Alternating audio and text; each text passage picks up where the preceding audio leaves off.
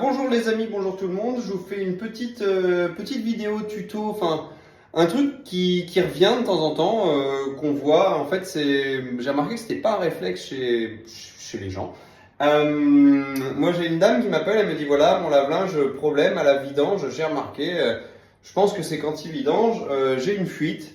Alors j'ai de l'eau. Alors vous voyez, c'est tout beau, hein, ça a été bien préparé, impeccable. J'ai de l'eau, j'ai une auréole là, vous voyez, ça a affecté ma plainte hein, qui est là. Voilà, il y a eu de l'humidité, etc. Bon, moi j'arrive, je me dis, peut-être le lave-linge, hein, peut-être ça arrive. Ce que j'ai fait, c'est que je l'ai mis en route avec ma lampe comme ça en dessous. Moi, je viens regarder sur le côté là, pas de goutte à goutte, rien. Donc, j'ai dit, allez, on y va, on lance la vidange. Et regardez ce que j'ai trouvé. Allez, là, je lance la vidange. Donc, il reste un peu d'eau dans le lave-linge. Regardez. Bon, faut attendre que la machine, elle se décide parce que, voilà, hop, tic-tac, ça y est, elle lance. Hop, vous avez vu? J'ai coupé, hein, je vais pas inonder sa salle de bain. Vous avez vu ce qui s'est passé là? Donc ça, on a un bouchon quelque part là.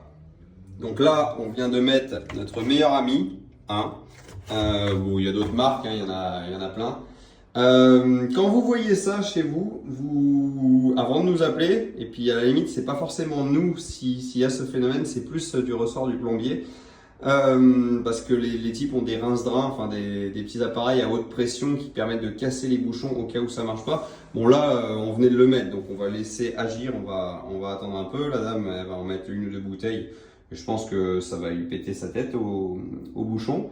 Mais voilà, la panne n'est pas vraiment électroménager, c'est une panne, c'est pas une panne, hein, c'est un bouchon dans les canalisations. Parfois c'est des pannes. Et puis parfois, c'est tout bête. Seulement, c'est vrai que quand c'est dans une configuration comme ça, dans un placard, bon bah là le placard a été vidé, etc. pour l'intervention, mais on pense pas forcément à regarder à cet endroit-là. Puis même quand c'est apparent, hein, j'ai beaucoup de cas où les gens n'ont pas pensé à regarder que c'était simplement ça, et finalement un coup de desktop. Alors le faire un truc aussi. D'ailleurs la dame comme ça, elle va avoir le petit conseil au passage. Si vous avez une bouilloire chez vous, vous passez un coup d'eau bien chaude avant. Vous versez 1 litre d'eau bien brûlant et après vous mettez le desktop. Et en fait, le fait de chauffer le bouchon de matière va exciter un petit peu plus le pouvoir chimique du desktop et va l'aider à dégrader le bouchon. Derrière, vous laissez agir 1 à 2 heures et vous pouvez aussi repasser un coup d'eau chaude, enfin d'eau bouillante ou chaude, bref. Et après, éventuellement, avec le lave-linge, le lave-vaisselle, enfin l'appareil qui vous embête, mettre un cellophane ou un truc autour du tuyau de vidange, faire un bouchon d'étanchéité et pousser avec la pression de la pompe. C'est pas des pompes qui ont une pression énorme, mais si le bouchon est friable et dégradé, ça peut suffire à l'évacuer. Puis si ça va pas, bah après c'est l'ami plombier qu'il faut appeler pour que lui passe un coup de rince-drain. Voilà.